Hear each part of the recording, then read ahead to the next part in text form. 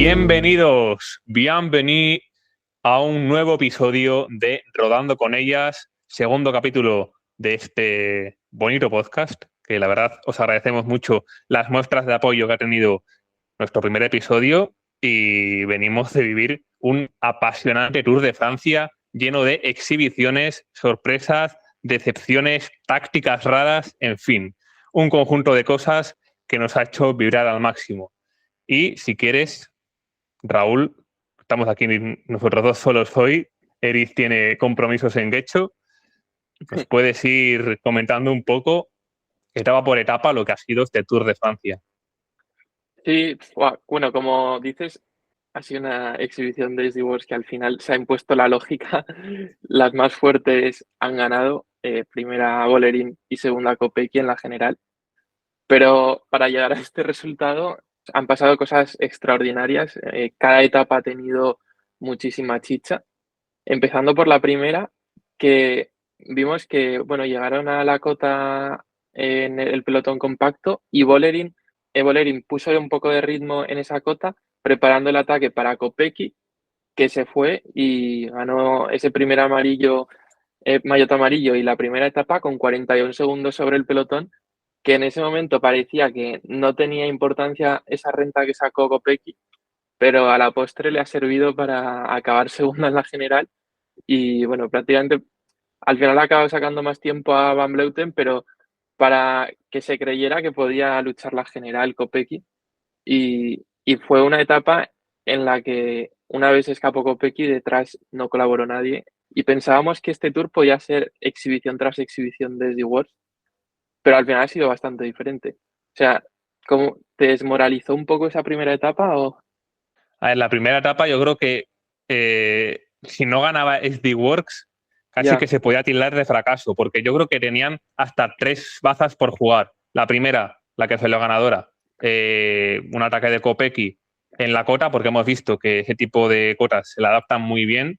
Yo creo que la primera vez que vimos brillar en este terreno fue en aquella extra de Bianchi maravillosa que tuvo con Annemiek, que especialmente en la parte final de los repechos tiene un plus con respecto al resto de competidoras y precisamente ahí fue donde mostró su ventaja. Luego otra, Vives, que al final sí fue segunda de la etapa, llegando primera del grupo perseguidor y luego la tercera la propia Vollering, tirando a tope desde abajo, pues incluso podía abrir hueco. Así que en este sentido, nada sorprendente.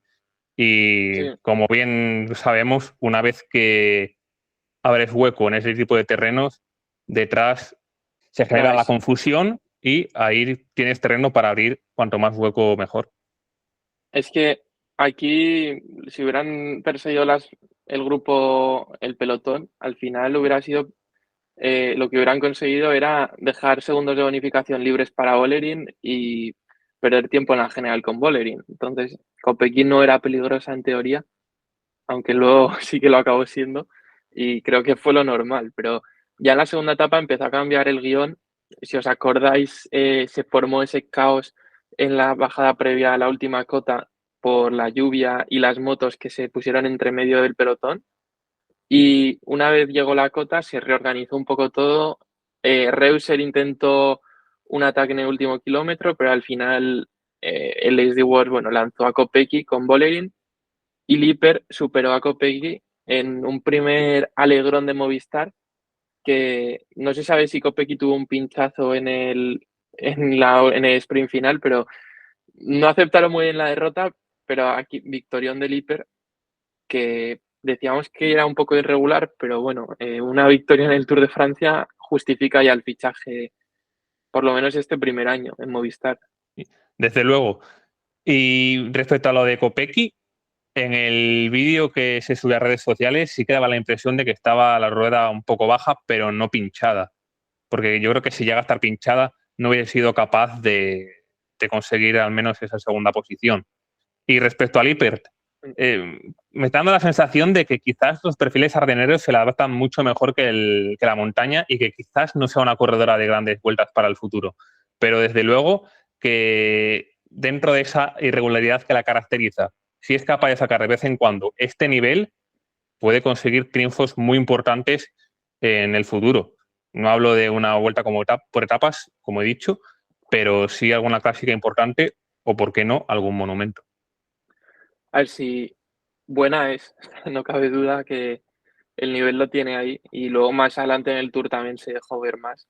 Y en las Ardenas este año, aunque tácticamente con Van Vleuten fueron un poco desastre, pero lo hizo muy bien. Y bueno, este Tour, general yo creo que la acción ha ido un poco de menos a más, porque luego ya la tercera etapa fue bastante emocionante, más emocionante yo creo que las dos primeras, con esa fuga en solitario de Julie Van de Velde, la corredora del Phoenix de Kuning, que atacó a falta de 60 kilómetros un poco para coger los puntos de la montaña y nadie quiso tirar. SD World, bueno, al final acabó siendo salvado por DSM.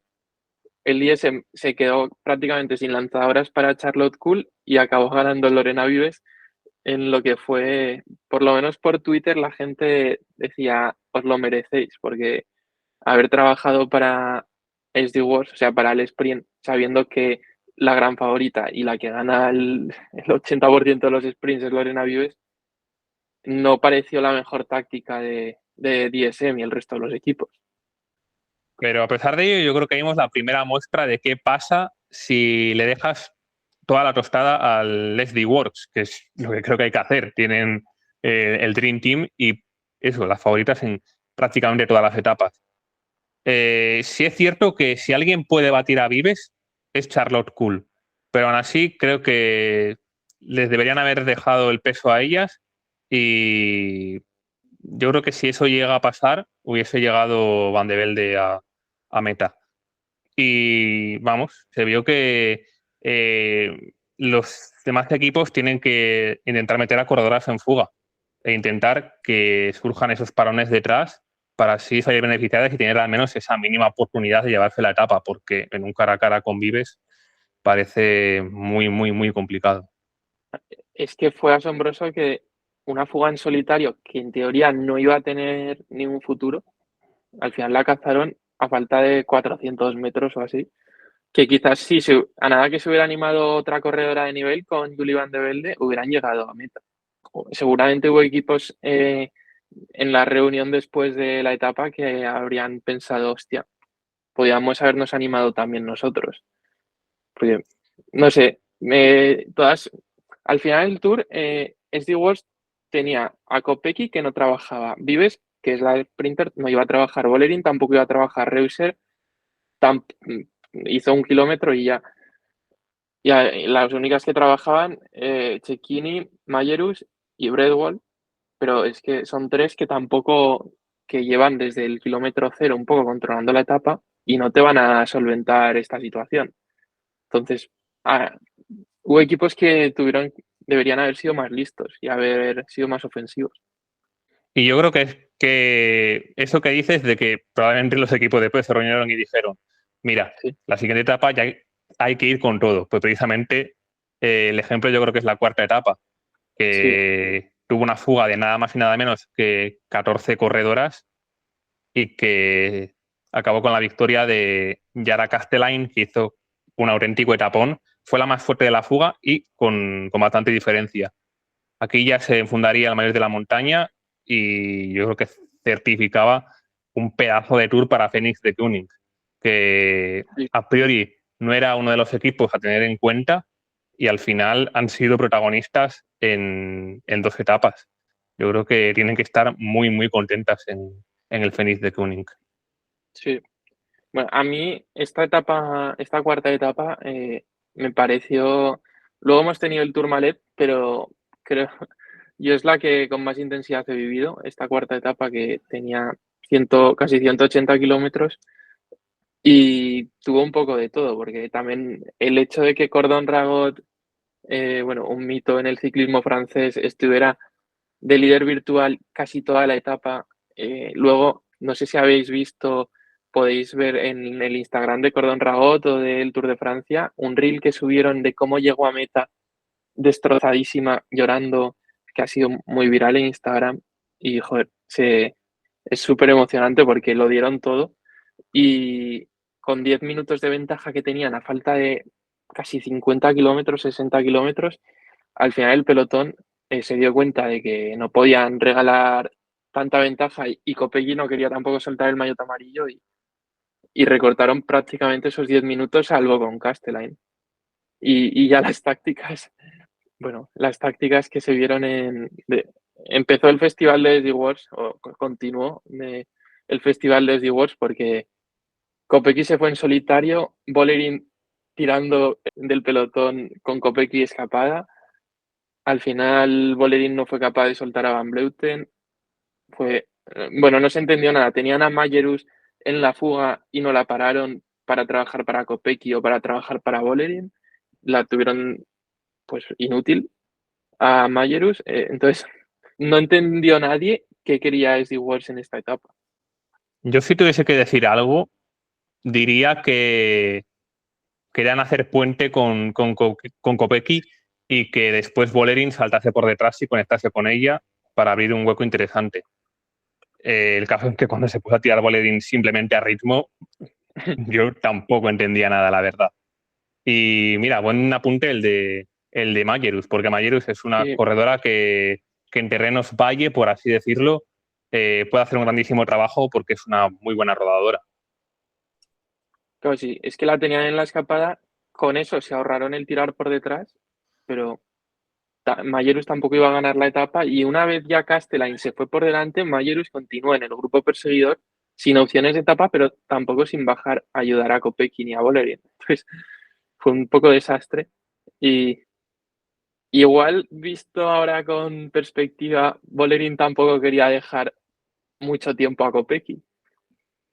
No se le, o sea, imagínate que hay parón absoluto detrás y Kopecky gana un minuto más. Igual se te pone Kopecky en el Tourmalet con 2 minutos, igual las tácticas del SD Wars le hubieran dicho que a Bolerín que estuviera con Kopecky.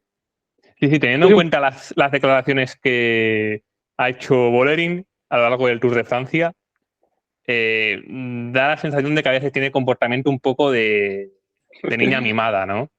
Sí, Y sí, sí, entonces no descartaría que tirase para que Kopecky no cogiese mucha ventaja. Ya si a priori lo descartaría, pero una Kopecky, eso con 2 minutos y medio de ventaja, pues puede causar un peligro. Y quizás Volerin, al ser compañera de equipo de ella, sabía mejor de lo que era capaz Kopecky, que realmente nos ha sorprendido a todos. sí, sí, sí. A ver, es una locura, pero es posible, o sea, viendo luego lo bien que han dado Kopecky, es posible que Bolerín pensara eso. Al final de esta etapa cuarta, en el repecho final, Bolerín acabó cogiendo bonificación y sacó 8 segundos a Van Vleuten, pero esos 8 segundos los perdió la siguiente etapa con el trascoche por el que recibió una sanción de 20 segundos. Uno de los momentos más polémicos de este Tour de Francia, en la quinta etapa, en la que, bueno, el pelotón fue muy, muy rápido, no quisieron consentir la primera fuga del día y en un momento de tensión, Bolerín, en el que se estaba yendo muy rápido, Bolerín pincha y el coche la mete al pelotón adelantando a la fila de coches, lo que al final, bueno, pues le causa la sanción de 20 segundos y la expulsión de carrera a su director, que fue también por las declaraciones arrogantes en el post-etapa. Vamos a hablar del trascoche primero porque, o sea, eso son cosas que hay gente que dice que pasa siempre, que pasan siempre cada etapa, pero no se puede, joder, que lo haga Bolerín, que es la principal favorita, y que pongan en peligro al resto de ciclistas adelantando por la izquierda la fila de coches, es algo que la UCI no puede, o sea, que da mala imagen al deporte, no pueden consentir. Sí, sí, completamente de acuerdo. Esto da una mala imagen al ciclismo, aunque sí que tengo que decir que, por ejemplo, la descalificación de Elisa Bálsamo en la París-Roubaix me parece por algo tanto o incluso menos beneficioso que lo que ha supuesto este trascoche para Demi Vollering. Entonces creo que a veces la UCI es bastante inconsistente con las sanciones. Lo he dicho, una descalificación me parece igual algo excesivo, pero igual un minutillo, mejor que 20 segundos, sí que se Sí, puede haber aplicado porque de hecho a otras corredoras se le ha aplicado eso. Sí, es que según la interpretación de los jueces, la sanción puede ser desde 20 segundos hasta 5 minutos. Entonces le aplicaron la sanción mínima a Bolerín. Al director la máxima, que fue la expulsión de carrera, que es un poco... Por eso yo creo que sí que lo expulsaron de la carrera por arrogante y bueno, por falta del respeto a los comisarios en las declaraciones post carrera. Y ya volviendo a lo deportivo, esta etapa quinta que parecía que podía ser hasta al sprint, al final en 3 cotas que había en la mitad de la etapa, en la mitad del recorrido, se acabó liando muchísimo. Se seleccionó el pelotón hasta que quedaron unas 35 unidades y Ricarda Bauernfeind, una de las sorpresas del año, la alemana del cañón, atacó ya en la última cota a falta de 36 kilómetros. Intentó seguir la Claire Stills, que también hizo una etapa increíble estando presente en la primera fuga del día y luego seleccionando el pelotón en la primera cota. Bastante buen tour el de la inglesa, pero al final Claire Stills acabó quedándose de Ricarda Bauernfeind y pasó un poco parecido a la fuga de Julie Van de Velde, que dijeron, bueno, pues solo se va una corredora, no pasa nada, la tenemos controlada, pero no tiró nadie. Elise de Wars al final se puso con Reuser, pero ya demasiado tarde y no fueron capaces de cazarla. Al final, a 5 kilómetros de meta se escaparon del pelotón Reuser y Lippert y bueno, llegaron segundas y terceras a meta, pero la victoria se les había escapado. No creo que Ricarda Dawenfeld fuera la más fuerte del día, pero fue la que se atrevió a hacer ese ataque. Yo lo que no entiendo es cómo SD Works, teniendo una corredora que rinde tan excelentemente bien, perdón, en ese tipo de terrenos como es Reuser, no sigue a Bauernfeind. Al final, una vez más, las cosas hechas tarde y mal por parte del SD Works. Que sí, que segundo puesto en una etapa no es mal resultado, pero desde luego puede haber sido mucho mejor de no ser por, una vez más, una mala táctica. Y respecto a Bauernfeind, sí que estoy de acuerdo contigo en que es una de las revelaciones de la temporada, pero a mí ya el año pasado me llamó mucho la atención que ella, compitiendo en el campeonato de Alemania de contrarreloj sub-23, hizo mejor tiempo que la ganadora élite, que fue toda una Lisa Brennauer, una leyenda del ciclismo alemán. Entonces, la verdad es que Bauernfeind sí que prometía cosillas. No, sí, ha hecho un gran Tour de Francia. Pero bueno, es lo que dices. Luego, una vez hemos visto el resultado de la contrarreloj, que han quedado primera, bueno, que han hecho triplete en la contrarreloj final, dices, ¿cómo no han sido capaces de ganar más etapas? Que han ganado 4 de las 8 etapas, se les igual, pero ¿cómo se les han escapado 4 etapas? Porque, joder, es que incluso en esta etapa podías haber movido hasta Kopecky. Tienes a 3 corredoras ahí fortísimas que son las de las 3 más fuertes del pelotón. No te quedes inmóvil en el pelotón, intenta moverlo. Y bueno, la sexta etapa, que también tuvo un desenlace parecido a lo que habían sido las anteriores etapas, y es que de nuevo la fuga se llevaría a la victoria. Eso sí, completamente in extremis, ya que Emma Nosgard por solo un segundito se hacía con la victoria. Esta vez sí que había un cambio de guión importante, debido a que Lorena Vives no tomaba la salida y aquí sí que Kul ganaba un mayor favoritismo para hacerse con la etapa. Aún así, SD Works tenía a Kopecky, que perfectamente se podía hacer con la victoria de etapa, pero bueno, al final no tiró el equipo de la líder, de la belga, y no consiguieron dar caza a una Emma Nosgard que el último kilómetro que se hace es tremendo, que consigue soltar a Agnieszka Skalniak, la polaca del Canyon, a base de puro ritmo, puros zapatazos, antes de que se lanzase el sprint como tal. Bueno, sí, en general la gestión que hace de los últimos 5 kilómetros o así, que iban todavía con Sandra Alonso, hace un acelerón Nosgard para seleccionar, bueno, poco para decir, es que nos van a coger, vamos a ponernos al 100%, al 120%.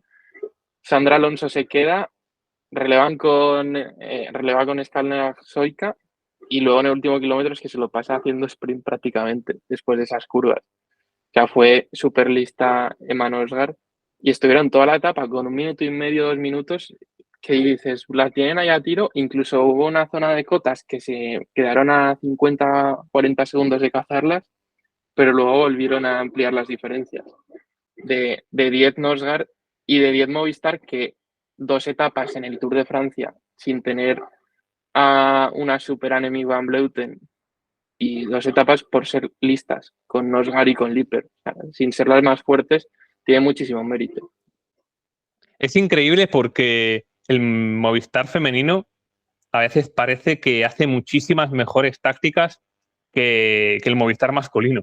En ese sentido es un poco curioso cómo una misma estructura en diferentes carreras puede ser tan diferente, ¿no? Pero desde luego, lo que tú has dicho, pedazo de tour para Movistar. Y fíjate que yo creo que superando las expectativas, al menos en número de etapas, porque yo creo que no era realista que Annemiek se llevase alguna etapa, porque incluso en la etapa del Tourmalet, yo al menos veía a Vollering claramente favorita, viendo cómo se desempeñó en la vuelta en los lagos de Covadonga. Y así en resumen de estas 6 etapas, yo pensaba que, bueno, lo habíamos dicho en la previa, que Vollering podía, bueno, que SD Wars había traído un equipazo para estas 6 etapas llanas y de cotas, y Vollering tenía que aprovecharlo, podía aprovecharlo para sacar ventaja a Van Vleuten, y al final llegábamos al Tourmalet con Van Vleuten 12 segundos por delante de Vollering en la general. O sea, estas 6 primeras etapas estuvieron súper bien gestionadas por Movistar. Se llevaron 2 de ellas y Van Vleuten con ventaja en la general sobre Vollering. Entonces, era mejor imposible. Y luego ya en el Tourmalet, ahora lo vamos a comentar, Vollering fue bueno, fue superior. O sea, no hubo más y al final se impuso la lógica ahí, pero no se le puede poner un pero al Tour de Movistar. Vale. Y ya la 7ª etapa que decíamos del Tourmalet, incluso Movistar, o sea, aquí sí que da para un poco de debate de la táctica de Movistar, porque puso Van Vleuten a Lippert, a Patiño a seleccionar en Aspen y atacó a Van Vleuten ya en el Col d'Aspen previo al Tourmalet. Y luego ha dicho Van Vleuten que quizás no fue lo más inteligente porque viendo las piernas que tenía se desgastó mucho. Pero yo es que creo que Van Vleuten lo que mejor le va es el desgaste extremo, o sea, es donde marca la diferencia con sus rivales. Entonces, yo lo entendí como añadir más desgaste a la etapa, ir a tope desde el primer puerto y luego así tendría más posibilidades de sacar de rueda a Vollering en el Tourmalet. O sea, no me pareció mal. Yo estoy de acuerdo contigo porque prácticamente las victorias más importantes de la carrera de Annemiek van Vleuten, quizás quitando ese mundial ganado in extremis, han sido por atacar a lo grande, atacar desde muy lejos de meta y hacer grandísimas diferencias. Entonces, si eso es lo que has llevado haciendo toda tu carrera deportiva y te ha salido tan excelentemente bien, ¿por qué le vas a cambiar? Entonces, creo que han hecho lo correcto. Lo que pasa es que se suman, yo creo que 2 factores muy importantes. El primero de ellos, tienes a una rival espectacular que va camino de romper todos los récords porque todavía es relativamente joven, Demi Vollering. Y segundo, que quizás el haber hecho el Giro de Italia antes que el Tour puede haber sumado unos puntos de fatiga extra en comparación al estado de forma de las otras principales favoritas. Sí. Bueno, y luego el otro punto caliente de la etapa tácticamente que generó muchísima polémica fue la bajada de la Aspen previa al Tourmalet, donde Niewiadoma, que había conseguido aguantar a Vollering y a Van Vleuten en el Col d'Aspen, aprovechó su habilidad táctica y se escapó en solitario. Y aquí Vollering prefirió no pasar al relevo a Van Vleuten porque tenía compañeras detrás, tenía a Kopecky y a Vollering detrás, o sea, y a Reuser detrás, que podrían salvarle a papeleta de perseguir a Niewiadoma.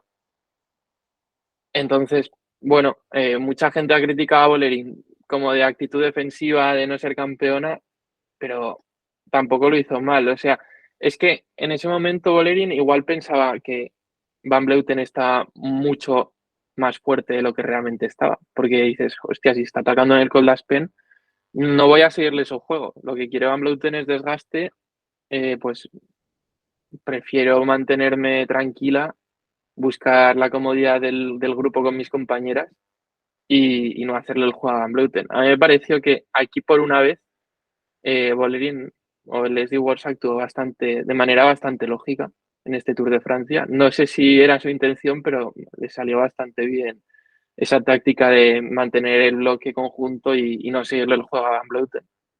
En mi opinión, creo que lo hizo bastante mejor Bolerín que Van Vleuten. Tienes por Sí, detrás a una corredora como Reuser, que en ese terreno de los primeros kilometrillos del Tourmalet, que no pican tanto, puede hacer un trabajo excelente, y sobre todo tienes a la líder de la carrera, a Lotte Kopecky. Y en ese sentido, yo creo que Bolerín sí que jugó mejor las bazas que Van Vleuten, porque Van Vleuten, digamos que entre comillas, desperdició esa ventaja de 1 minuto cuando era más que interesante para saltar la segunda plaza de la general al menos. claro. Y Sí, claro, pero lo piensas ahora después de haberse quedado fuera del podium y dices, joder, si hubiese llegado con ese minutillo en la base del Tourmalet, si hubiesen colaborado, pues igual sí que se habría hecho con ese puesto en el cajón. Pero claro, también hay que entender que si Bolerín adopta esa actitud de no tirar, tú también estás en todo tu derecho de hacer lo mismo. Al final son las dos grandes figuras del pelotón y también la batalla psicológica cuenta mucho en estos aspectos. sí. A ver, una vez Bolerín no colaboraba, lo que no podía hacer Van Vleuten era relevar ella y hacerle, bueno, y llevar a Bolerín a rueda hasta el pie del Tourmalet. Eso hubiera sido un suicidio. Entonces, o sea, al final hubo muchísimo escándalo en redes sociales y me pareció una situación relativamente normal. O sea, haces tu apuesta, no te sale, bueno, pues te paras y esperas al siguiente puerto. Yo lo que hubiese hecho si hubiese Van Vleuten, que vamos, no me he visto en un pelotón en la vida, pero yo sí que igual hubiese probado pues arrancarla de vez en cuando para incordiarla un poco o poner un ritmo que al ser un terreno favorable tampoco supusiese un desgaste extremo para ella, porque claro, yo creo que la peor de las opciones era mantenerse quieta. Era, digamos, como una especie de juego del prisionero, esa situación, ¿no? En la que quizás las dos tomaron la peor decisión, ¿no? Pero bueno, así es el ciclismo, esa situación se ha dado muchas más veces. Pero sí que es cierto que eso, igual a Nemec podría haber intentado arrancarla de sorpresa en alguno de esos parones o mantener al menos un ritmo que no la desgastase. Sí. Lo ideal hubiera sido que hubieran podido seguir a Nievedoma en la bajada y así hubieran podido colaborar, al menos Nievedoma hubiera colaborado para el podio y hubiera sido más fácil la colaboración entre las tres. Pero una vez se va a Nievedoma ya se complica todo. Bueno, por avanzar en la etapa, entonces llegan, son cazadas Bolerín y Van Vleuten por el grupo de Reuser, Kopecky, Laus y el resto de favoritas que aguantaban ahí, como Anne Santesteban, que hizo un etapón. Y una vez cazadas, Reuser se pone a controlar el principio de la subida al Tourmalet, reduce diferencias con Nievadoma y hay un momento en el que Laus se pone a tirar del pelotón, que fue, joder, también una táctica que le salvó las papeletas, le salvó la papeleta a Leslie Watts, porque se puso prácticamente como si fuera una SD World más, Juliet Lau, controlando la diferencia en todo momento con Nivadoma, que entiendo que hacía su carrera y quería avanzar posiciones en la general, pero y no sé, si no hubiera estado Lau ahí, posiblemente Bolerín hubiera tenido que atacar antes porque la diferencia con Nivadoma se hubiera aumentado. Yo creo que si precisamente había una corredora que no tenía que hacer estos cambios de ritmo era la Bu, porque yo creo que la Bu es una corredora bastante diésel y que no las iba a soltar en un cambio de ritmo. Entonces, yo creo que ahí gastó bastantes fuerzas y de hecho se vio en un punto de la subida que perdía bastante comba. Luego sí que se volvió a reencontrar con sí misma, con su ritmo, pero justo en ese momento del ataque de Vollering, después de haber hecho ella unos cuantos ataques antes, pues se la veía algo más fatigada. Entonces ahí yo creo que lo jugó un poco mal la francesa. Y no sé, Raúl, si crees que esta victoria de Vollering es la mayor exhibición que se ha visto en el ciclismo moderno en una etapa de montaña. Yo, personalmente, creo que está ahí con la victoria de Van Vleuten en el lago di Cancano, en el Giro del 2019, que le sacó 2.57 a la segunda clasificada, que si no me equivoco, no lo estoy mirando ahora, fue Neviadoma, aunque no sé si estaba por ahí en la pelea también Lucinda Brand, no recuerdo exactamente, pero desde luego para mí esas son las dos grandes exhibiciones en montaña en el ciclismo moderno femenino. Bueno, el año pasado, en la etapa de los Vosgos de Van Vleuten, que se van los dos primeros puertos y luego se hace la etapa en solitario, tampoco estuvo mal, pero es que aquí Vollering saca 2 minutos en 5 kilómetros. 2 minutos a la segunda, que a Van Vleuten le saca casi 3 minutos en 5 kilómetros. O sea, era algo que... Además, Van Vleuten había aguantado bien el ataque de Vollering en la etapa de media montaña. Antes de empezar el Tour, decíamos que lo lógico era que ganara Vollering, pero había ya dudas después de que Van Vleuten hubiera aguantado bien a Vollering en la etapa esta larga de 180 kilómetros. Pero luego ya en el Tourmalet, pues se vio quién estaba mejor y sí, a nivel de vatios kilo también han salido Naichaka y estos que publican los vatios kilo son famosos por los datos del ciclismo masculino también. Bueno, han salido que Vollering hizo 5,6 vatios kilo en esos últimos kilómetros, que es que ya es una cifra de clase mundial para el ciclismo masculino, para chicos. Y en chicas no se sabe todavía muy bien, como no hay tanto histórico, no se sabe muy bien si es la mayor exhibición en un puerto, pero sí, ha sido algo muy épico viéndola subir bajo la niebla y eso, que no hubo opción. Va Vleuten es que no pudo ni cogerle rueda cuando atacó. Y para poner el punto y final a este Tour de Francia, tenemos la crono en Po, que también ha dejado sorpresas, aunque fuese algo más predecible, porque yo creo que la mayoría estamos de acuerdo en que la gran favorita era Marlene Reusser, y así se demostró. Gran victoria para la corredora suiza en el triplete del SD Works. Llegó a 10 segundos de mi Vollering, grandísima crono para ella, que da la sensación de que está mejorando paulatinamente esta disciplina y ojito con ella en el Mundial, del que más tarde os daremos información que os puede interesar, la verdad. Y en tercer lugar, de nuevo sorprendiendo muchísimo para mí, Lotte Kopecky. Qué barbaridad de Tour, Raúl, qué barbaridad. Sí, sí. A ver, yo ya sabía o ya tenía en mente que lo iba a hacer bien Kopecky, porque es de las mejores rodadoras del mundo.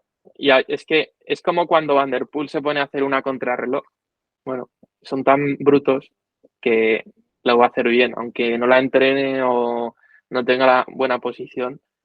Es que solo por vatios, al final ya estaba ahí tercera. Y joder, rematando el triplete de SD Wars que se van a olvidar de...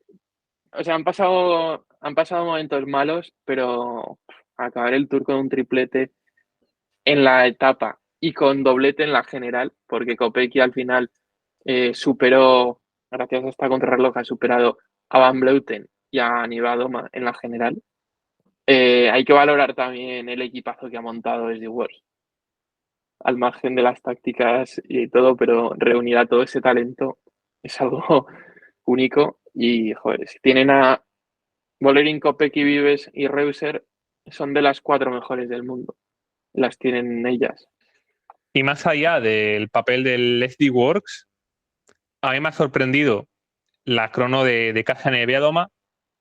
Sí que la esperaba cerca del top 10 de la etapa, pero la verdad es que lo ha hecho excelentemente bien y es que ha conseguido meter tiempo, por ejemplo, a Annemiek van Vleuten, que al final se ha quedado fuera del podio. Yo creo que prácticamente nadie se esperaba que la neerlandesa se quedase en esa cuarta posición, pero realmente Kopecky y Niewiadoma hicieron una grandísima contrarreloj. Raúl, supongo que para ti también quizás decepcionante esa última crono de Anemix, ¿no? Sí, bueno, además decía en Eurosport Saúl Miguel que posiblemente es la última etapa ya con el equipo Movistar y que se puede retirar en los mundiales. Y haber terminado con un podio hubiera sido bastante, bueno, hubiera sido buen final. Que ha ganado ya todo lo que podía ganar. Ganó el año pasado el Tour de Francia, ha ganado el Giro o la Vuelta. Pero sí, hubiera sido bonito terminar en el podio del Tour de Francia o obviamente ganarlo. El año lo tiene salvado porque ha ganado Giro y Vuelta y creo que se ha notado mucho, o sea, el bajón físico que ha experimentado Van Vleuten este año ya se vio en las Ardenas y lo maquilló un poco en el Giro y en la Vuelta, gracias a que tácticamente fue superior. Pero aquí en este Tour sí se ha visto que contra SD Wars, mm, contra el Dream Team de SD Wars, no podía ganar. Y bueno, ya cerramos este capítulo del repaso de las etapas y vamos con las decepciones, las tristezas y las sorpresas de Tour de Francia. En primer lugar, pasando a las decepciones, la primera, la gran decepción, ya hemos hablado de ella, como para seguir hablando más y seguir dando de cuerda al tema, No. que es las tácticas de SD Works. Yo creo que esa es la mayor decepción con diferencia, ¿no, Raúl?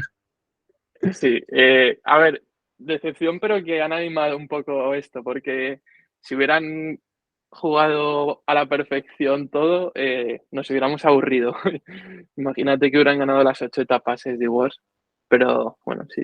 Ella, vamos, el equipo seguro que no ha terminado decepcionado, pero cuando eres tan superior, creo que tenían que haber intentado aplastar más y que han jugado con fuego, porque al final, si Van Vleuten hubiera estado al nivel de Bolerín en el Tourmalet, posiblemente hubiera ganado Van Vleuten en el Tour de Francia. Entonces, desaprovecharon todas las primeras etapas que, no sé, o sea, no jugaron ni a la general con Bolerín porque no ganaron tiempo, ni a las etapas porque al final acabaron regalando 4 etapas.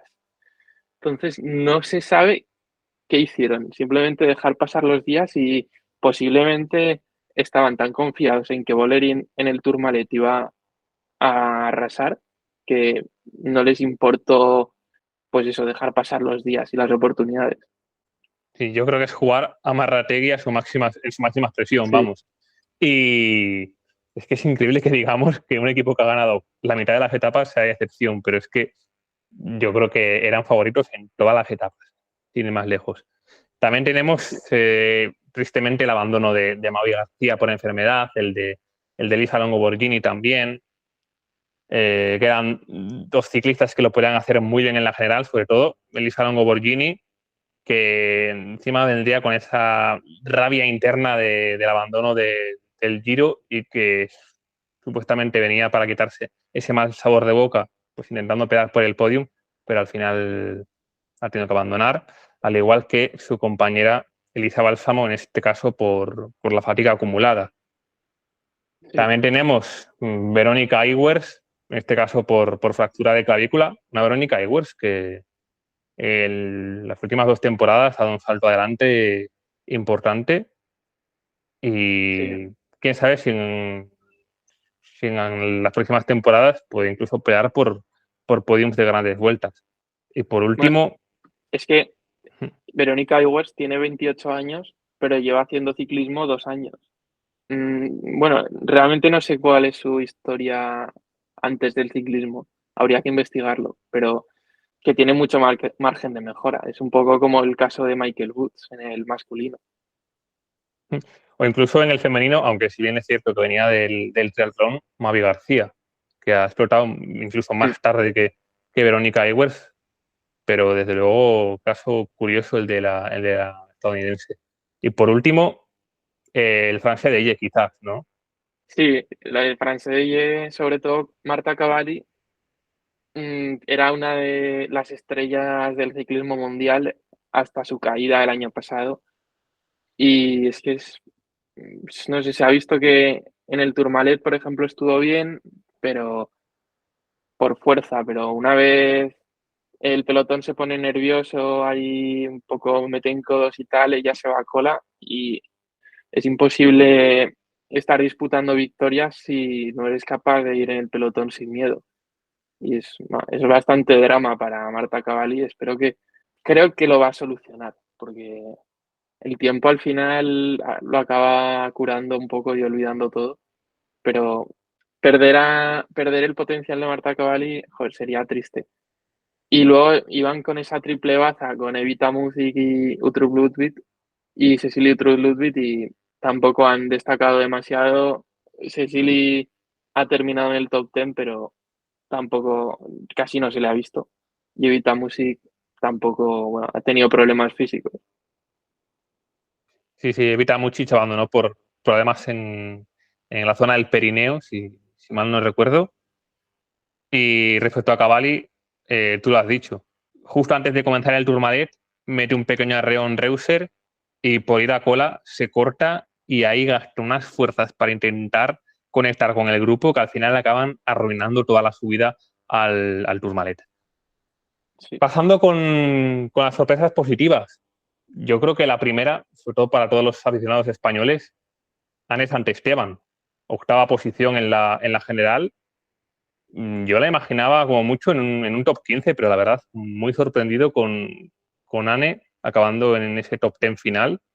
Y sí es cierto que la crono se la ha atragantado un poco más, pero chapó, casi que sobresaliente el Tour de Anne. Sí, había preparado el tour bastante a conciencia y bueno, leí una entrevista de que el año pasado tenía muchas ganas y pensaba que lo iba a hacer muy bien y justo tuvo problemas físicos la semana previa antes del tour y al final acabó ese tour casi, o sea, con problemas casi para acabarlo el del año pasado. Y este año se ha desquitado y bueno, terminar octava está genial. Un poco al contrario que Mavi, que sí que ha tenido que abandonar finalmente, pero Mavi este año decía que se había preparado mejor el Giro de Italia y que al Tour llegaba un poco como fuera y creo que ha sido un poco error porque el impacto mediático del Tour de Francia no se puede comparar al del Giro de Italia. Entonces tienes que una ciclista como Mavi García creo que tenía que haber preparado con mimo el Tour de Francia, no llegar un poco pues como llegara. El resto de españolas, bueno, Sandra Alonso y Sheila Gutiérrez, yo creo que han estado a un nivel más que aceptable. Sandra Alonso metiéndose en esa fuga en la que triunfaría Manosgar y Sheila Gutiérrez haciendo una gran labor, sobre todo en esa etapa en la que Kopecky coge unos metros, Bolerín después intenta conectar con ella y es precisamente Sheila la que cierra esos huecos en favor de Annemiek van Vleuten. Y luego, tristemente, Mireia Benito, que a las primeras de cambio tuvo que decir adiós al Tour y encima Mireia Benito, que ya es mala suerte, que el primer día que vuelva a coger la bicicleta la atropella un coche y dice, perdona, es que no te vi. ¿Cómo que no te vi? Pues igual hay que ir al oculista y dejar el coche, si no ve bien usted, señora. Ya, no, y un coche sin que no haya pasado la ITV, no había pasado la ITV el coche y creo que no tenía carnet tampoco, ¿no? O sea, algo así Eh, del estilo. sí, creo que no tenía seguro. Carnet, yo creo O que no, sí eso no tenía seguro, sí. seguro, sí. Sí. Bueno, en fin. Otro de los aspectos positivos del Tour, yo creo que la lucha por la montaña ha sido bonita porque el año pasado, pues, Van Vleuten arrasó y no se disputó realmente. Pero este año, sobre todo con las fugas, entre Castellane y Anuska Koster, ha habido una batalla muy bonita. Y ha sido una pena bueno, pena relativa, que al final se lo haya llevado Nievedoma, pero también Nevadoma en la etapa del Tourmalet pasa el Aspen primera a conciencia para coger esos puntos y antes había cogido ya 4 puntos en las etapas previas, o sea que también lleva un poco la idea de ganar ese maillot. En general fue una lucha muy bonita y un buen objetivo para próximos tours también la clasificación de la montaña. Y el blanco entre Kerbaol y el Willy también ha estado bastante disputado y las dos ciclistas han hecho un Tour de Francia, bueno, espectacular para ser tan jóvenes, que en el Tour de Francia femenino, el maillot blanco es una competición para ciclistas menores de 23 años, no de 25, que cambia respecto al Tour masculino. Me parece bastante interesante porque en el masculino vemos a Pogačar llevando el blanco que dices, joder, lo va a ganar 4 años Pogačar. A mí me parece, desde luego, mejor el mayor sub-23 que sub-25, digamos. Incluso leí por Twitter también una medida bastante interesante, que es que la clasificación del maillot blanco fuese para el mejor debutante. Y bueno, respecto a esta clasificación, me gustaría destacar mucho el papel de Ella Wiley, de la neozelandesa del Life Plus Wahoo, que lleva una temporada espectacular. Una ciclista del 2002 y que, por ejemplo, ha sido tercera en la clásica de Navarra, ha hecho también una grandísima Irsulia y ahora ya para rematar este gran rendimiento en el Tour de Francia. Sí. Es una ciclista que el año que viene tiene contrato todavía con el Life Plus, pero que desde luego yo creo que tiene el nivel como para dar el salto al World Tour y sería una corredora de futuro bastante interesante para cualquier equipo. Sí, yo creo que en el Life Plus no, bueno, diría que no va a seguir. Si le dan un poco de dinero, es un equipo que suele, bueno, que va siempre con problemas económicos, le dan un poco de dinero como compensación por el fichaje, yo creo que lo aceptaría. Y la que ha ganado el maillot blanco de verdad, Cédric Kerbaol, el año pasado tuvo en invierno problemas precisamente de esto de fichajes porque la fichó el Ceratizid y el Cofidis decía que también tenía contrato y al final o sea, ha corrido el Tour de Francia con el Ceratizid, pero que el Cofidis se emperró en que Kerbaol seguía en Cofidis y, joder, al final hemos entendido el porqué de tanta lucha por esta ciclista que había destacado, pero bueno, decías, joder, tampoco es una superestrella, pero fíjate, sigue el potencial que tenía. Y bueno, cerramos ya este capítulo del Tour de Francia, que hemos enrollado casi más de la cuenta, Sí, y sí. vamos a pasar con las principales noticias que nos han dejado estas últimas 2 semanas, porque como recordáis, la semana pasada no hemos hecho programa, tenemos bastantes compromisos los tres, y la primera de ellas es que Jayco va a absorber al conjunto Leaf, al equipo en el que corre Mavi García, y este último será el equipo de desarrollo del propio Jayco. Mavi, en principio, dice que con esta fusión queda libre del contrato con el Leaf Racing, pero en principio estaría negociando para formar parte del Jayco. A mí personalmente me gusta la dupla Ane-Mavi en el mismo equipo. Sí, sí, estaría bien. Yo pensaba que Movistar podía ir a por Mavi después de la retirada de Van Vleuten, pero bueno, en teoría parece que va a ir al Jayco, Mavi García, con esta fusión. Que sí, es un buen equipo porque Jayco no tiene otra. Bueno, es que actualmente la mejor escaladora es Anne Santesteban, entonces compartirían liderazgo en el Jayco y es un buen equipo para ambas. Bueno, lo de Mavi al Movistar, yo no lo veía mucho porque, si no me equivoco, creo que tuvieron problemas en el pasado, así que no creo que hubiese Ya. llegado esa reconciliación. También tenemos 3 renovaciones en el Laboral Cucha, un equipo que está creciendo a pasos agigantados, sobre todo en esta temporada, y 3 ciclistas muy importantes para la escuadra vasca.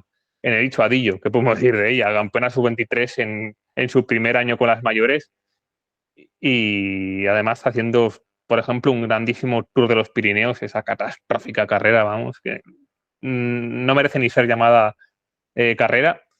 Tenemos una Alba Teruel que, ojito con ella, que en la vuelta hizo un papel tremendo, metiéndose en los sprints en puestos bastante delanteros, haciendo top 10 incluso. Y por último, Ursúa Astualaza, ganadora de 2 Copas de España en Estella y en Navanilla, en Murcia.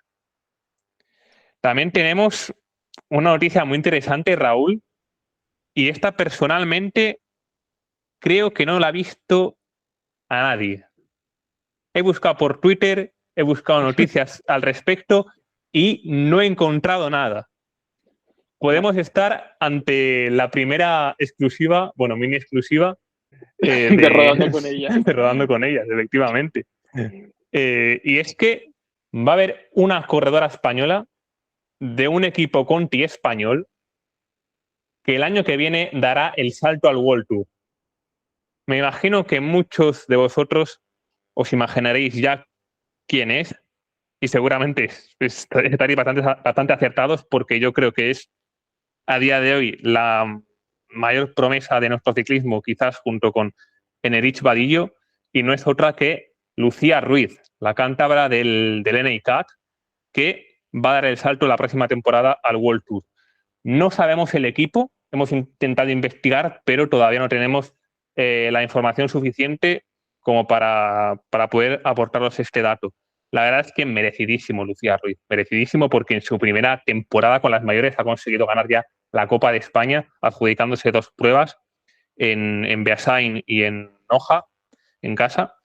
Y una Lucía Ruiz que, bueno, ahora está en la Vuelta a Colombia, pasando un poco desapercibida porque quizás no es su terreno. Ella es más una mezcla entre sprinter y cotas, digamos. Pero desde luego un fichaje por el World Tour bastante merecido. Y yo creo que en el futuro va a dar mucho que hablar Lucía. El equipo, pues mira, ojalá Movistar. No sé, Raúl, ¿tú qué piensas? Movistar es lo más lógico. También el Canyon SRAM es un equipo que corre la Copa de España con su equipo de desarrollo. Entonces, visto por ahí, la pueden conocer bien. O sea, porque ha arrasado a las corredoras de su equipo de desarrollo. Es como dices, bueno, igual nos podemos fijar en ella. Pero vamos, no lo sabemos todavía. Pero en los próximos días ya se empezarán a oficializar los primeros traspasos, porque el mercado de traspasos abre el 1 de agosto, oficialmente, porque realmente se firman cosas antes. Pero sí que desde este martes 1 de agosto ya se empezarán a conocer los primeros fichajes. Bueno, y otro fichaje que ya se ha conocido porque realmente estaba retirada, o vamos, que no pertenece a ningún equipo, es el de Martina Moreno por el Farto. Esta corredora que tú la conoces mejor, 10, que había corrido en el Masi Tactic y se retiró para centrarse en los estudios y ahora ha vuelto al pelotón profesional con el Farto. Bueno, al pelotón UCI, porque profesional todavía no es, pero sí, vuelve al pelotón UCI con el Farto. A mí me parece un fichaje excelente, no te voy a mentir, porque Martina Moreno es una ciclista que en el pasado demostró un potencial enorme. En la edición del Campeonato de España de 2021, en la Nucía, con un recorrido durísimo para escaladoras puras, vamos, estuvo bastante tiempo aguantando con Anne Santesteban y con Mavi García y finalmente aguantó en 5ª posición. Yo me acuerdo que en el primer puerto duro de ese campeonato estaban destacadas, lo dicho, Mavi y Anne y también una Inés Cantera recientemente retirada y la propia Martina Moreno. Es decir, el potencial está ahí y aunque haya hecho este parón para centrarse en sus estudios, que a mí me parece desde luego una decisión inteligente, es una ciclista que puede ser muy interesante. ¿Será capaz de lograr resultados parecidos a los que hizo en su etapa en el Maxi Tactic? Pues bueno, habrá que verlo.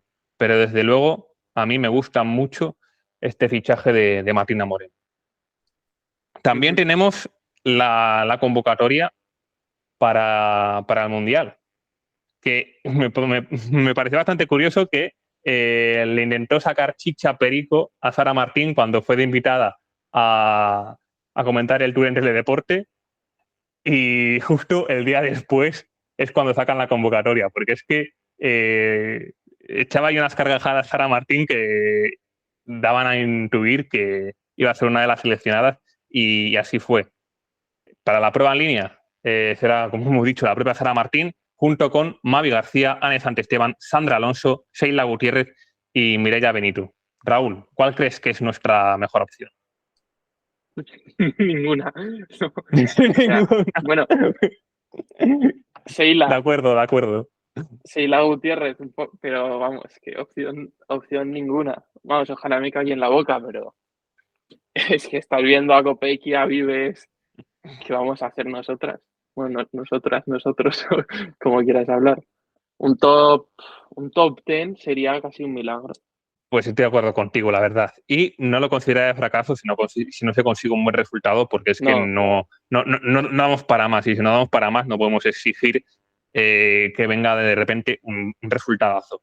Y bueno, para a ver, la... si fuera una prueba con montaña, pues Mavi García podría estar ahí. En las Ardenas Mavi García ha estado disputando, pero es que un recorrido prácticamente llano, estamos lejísimos, ¿no? Concuerdo, vamos. Y para la contrarreloj serán Sara Martín y la campeona de España, Mireia Benito, que habrá que ver cómo viene después de esa caída en el Tour, ¿no? Y aquí más de lo mismo, tampoco tenemos muchas opciones, ¿no? No, desde luego. De hecho, Mireia Benito, yo dudo que corra la contrarreloj porque, no sé, después de la caída y la otra caída, coger la posición correcta en la contrarreloj, pues igual la corre porque, o igual la corre Sandra Alonso en vez de Mireia Benito, que Sandra Alonso es la tercera que va a correr la contrarreloj por equipos, el relevo mixto. Así que igual al final acaba corriendo la individual también Sandra Alonso. Y bueno, ya para finalizar, las ciclistas que van a componer eh, el terceto de la crono mixta por equipos serán Sandra Alonso, Sara Martín y Mireia Benito. Como bien tú has dicho, Sandra Alonso era la tercera opción en discordia en caso de que no pudiese participar Mireia Benito. Y bueno, aquí se ha visto que era lógico incluir a Sandra Alonso en esa crono Sí. por equipos mixta. Lo que no han anunciado todavía es qué hombres van a hacer esa crono por equipos mixta, porque han anunciado el equipo, o sea, en la convocatoria de hombres, han anunciado la contrarreloj individual, la línea y se han dejado la mixta, que creo que no le da demasiada importancia la selección. Vamos a pasar ahora a analizar algunos resultados, sobre todo en el calendario nacional. En primer lugar,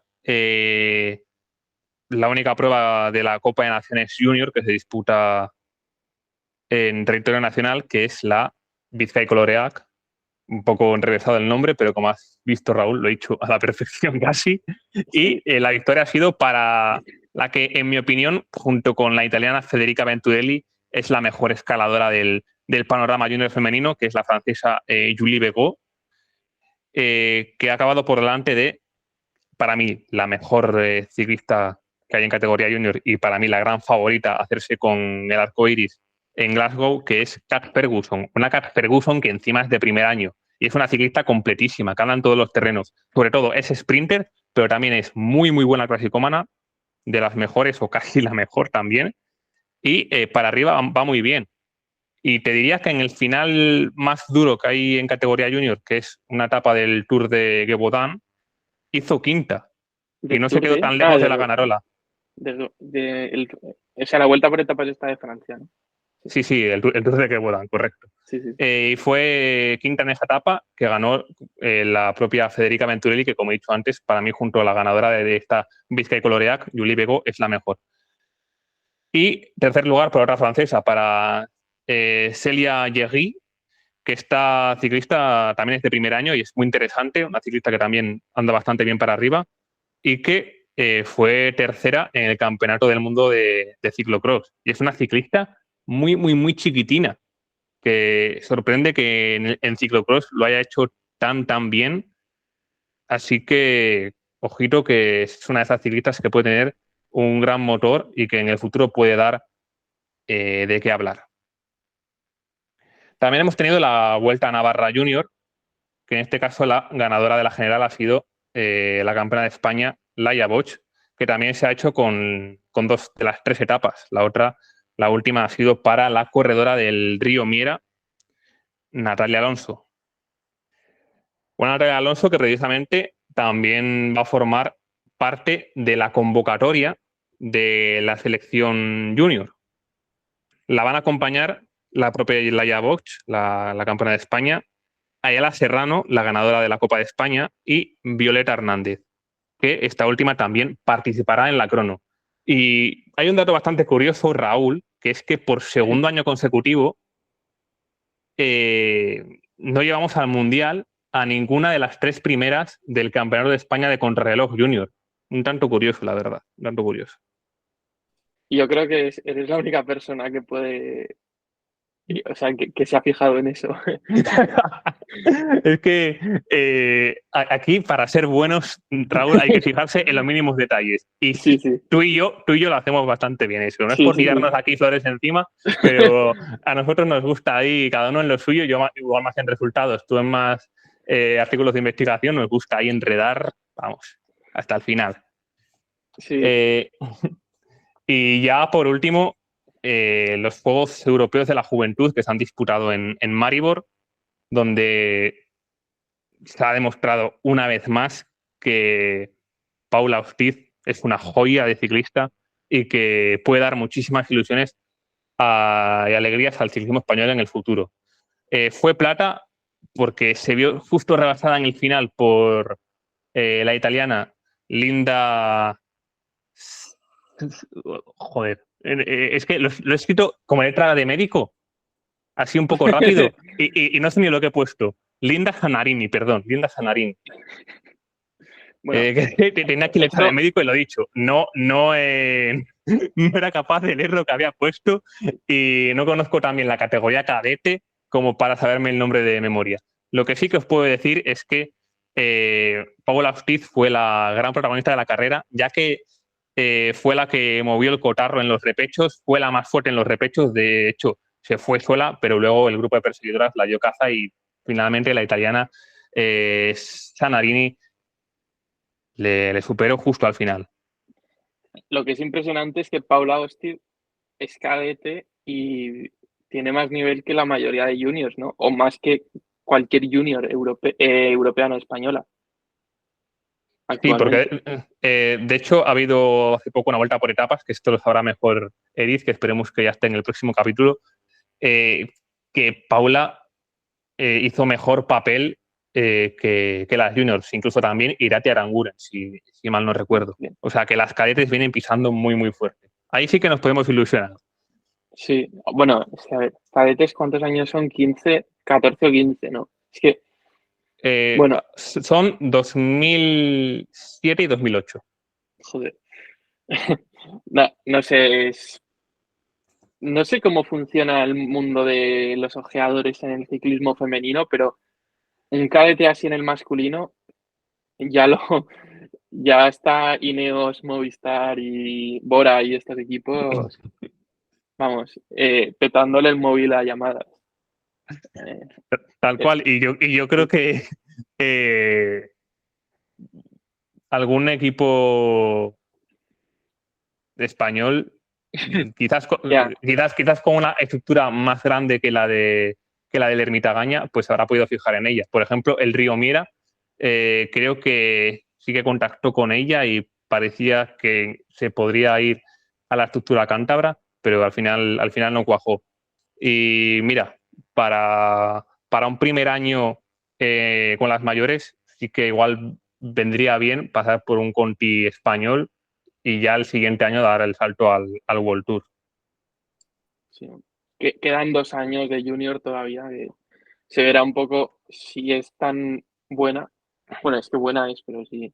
A nivel mundial también, como qué nivel tiene.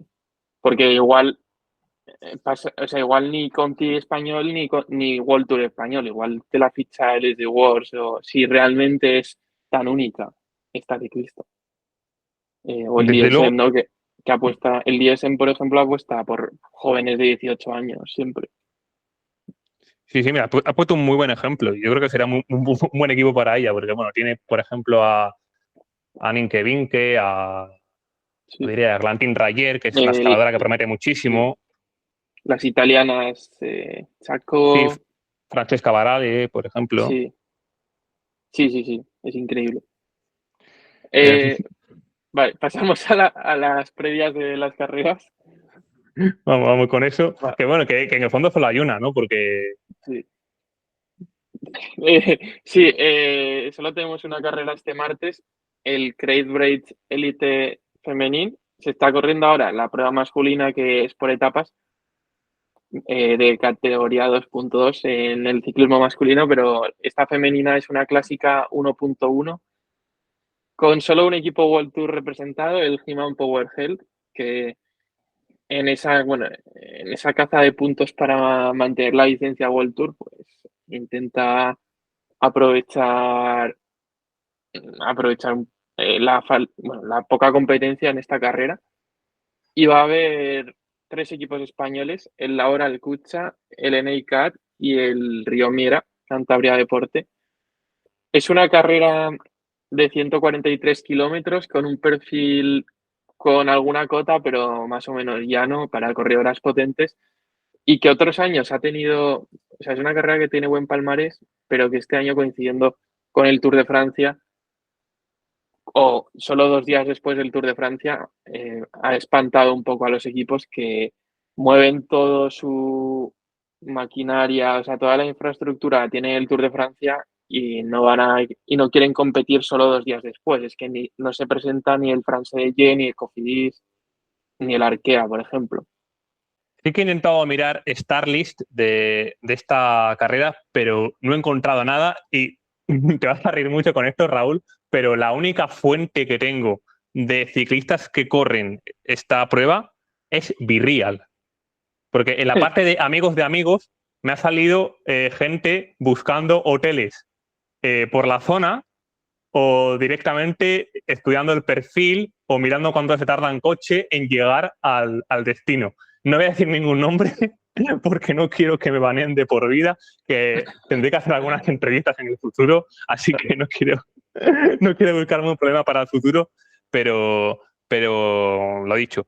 Eh, de cara a nuestras opciones, a las opciones de los equipos españoles, pues yo creo que el Laboral Cucha puede hacer un gran papel.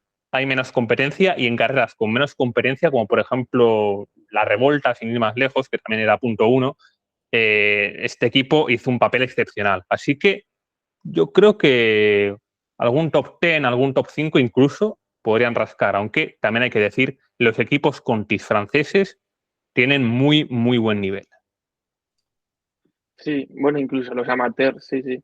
Mira, el año pasado ganó Emma Nosgard por delante de Silvia Persigo. Sí, bueno, vaya dos. Y Anna Henderson en 2021, en 2020 se canceló, en 2019 Teniel Campbell. O sea, que tiene ganadoras importantes, pero sí, este año la han- las fechas no han sido las mejores.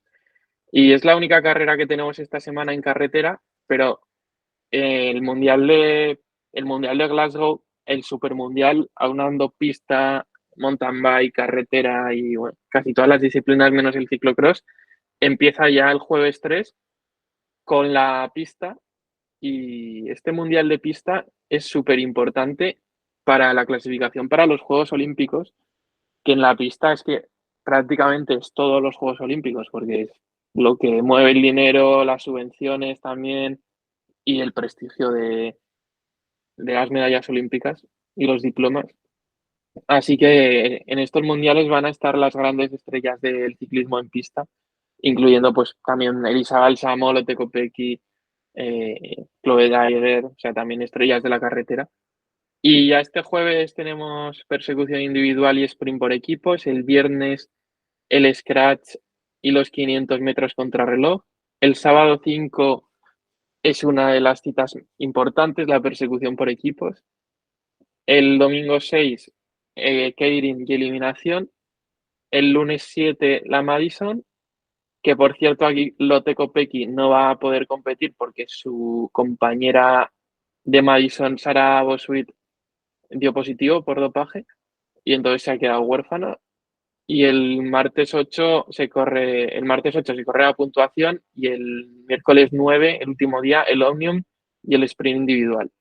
Entonces, bueno, las citas así más para las corredoras de carretera son al final, intentando que haya unos días de descanso después del Tour de Francia, yo creo, porque si meten ya el jueves el Omnium para ciclistas como Kopecky o Bálsamo hubiera sido complicado. Ujú. Y ya para cerrar, Raúl, tenemos que dar una sorpresa, esperemos que agradable a nuestros seguidores, y es que vamos a hacer una previa del Mundial, tanto en categoría élite como en categoría junior. Pues imagino que la junior igual le estéis un poco más perdidos, pues os intentaremos ahí guiar un poco sobre las opciones de cada selección y sobre las favoritas. Y también intentaremos hablar sobre todo de pista, que es una disciplina que quizás el público general no tiene tan controlada, pero que es muy apasionante y que yo creo que en Eurosport, por ejemplo, en los últimos años ha ganado bastantes adeptos al conseguir mayor cuota de pantalla y, y sí que también haremos especial hincapié en la pista. Bueno, Sí, Raúl, no sé si tienes algo más que añadir. bueno, el tema de la pista es que en el ciclismo femenino yo creo que tiene hasta más importancia que en el masculino porque es que están las mejores ciclistas, muchas de las mejores ciclistas de carreteras corren también la pista, porque al final una medalla olímpica es muy prestigiosa. Yo estoy colaborando en el Human Power Health este año y, por ejemplo, en el equipo tenemos muchísimas ciclistas que corren pista, Pikulik, Lily Williams, Mieke Kroger, Makers, son 4 ciclistas de nivel que corren pista y al final hay que adaptar un poco su programa para que lleguen bien también al Mundial de Pista. O sea que influye bastante la pista también en la carretera, en el ciclismo femenino. Ujú, desde luego. En el ciclismo femenino, en la pista hay más estrellas de carretera que en Sí, el ciclismo masculino, si bien también en el masculino las hay, por ejemplo, Viviani, Hayter, Ganna, Jonathan Milan, pues sí, Pipo Ganna, Filippo Ganna, correcto, el mismo Pipo gana. sí, Y, sí, pero sí. bueno, Porque no creo. no, que incluso Kopecky se estaba planteando no correr el Tour de Francia, que ahora viéndolo dices, joder, porque luego, claro, tiene súper cargada esta semana que se hace la pista y la carretera. Es un poco, o sea, va a llegar con mucho desgaste. Es un poco incómodo el tema del Supermundial porque las ciclistas que hacen pista y carretera o mountain bike y carretera, claro, no tienen casi días de descanso entre una disciplina y otra y no pueden preparar a conciencia las dos disciplinas. Pero la UCI saca más dinero así y pues lo mejor para los bolsillos de la UCI es esto. Lo importante es el dinero, está claro. Sí, Pues bueno, Raúl, yo creo que todo completo por el día de hoy, ¿no? sí, sí, sí, nos hemos alargado Y bastante. bastante, no sé cuánto exactamente, ya lo veremos después, pero sí que os pedimos ya perdón por adelantado por las horas que os hemos dado. Lo he dicho, Raúl, muchas gracias de nuevo por acompañarme aquí en este podcast y nos vemos a priori el jueves. Sí, sí, por ahí. Sí, jueves, La, viernes, ya veremos. sí, la carrera junior es el sábado 5 y, y ya en pero bueno, las de carretera élite son más tarde, son dentro de 2 semanas. Bueno, debido a que el tour femenino ha sido después del tour masculino, las pruebas femeninas van a ser después que las masculinas en el mundial. O sea, hayan sido un poco más flexibles, por suerte. Sí, Pues sí, bueno, sí. Raúl, encantado Venga, aquí un abrazo. de acompañarte un día más en Rodando con ellas. Y a todos vosotros, gracias por escucharnos y nos vemos en la próxima. Chao.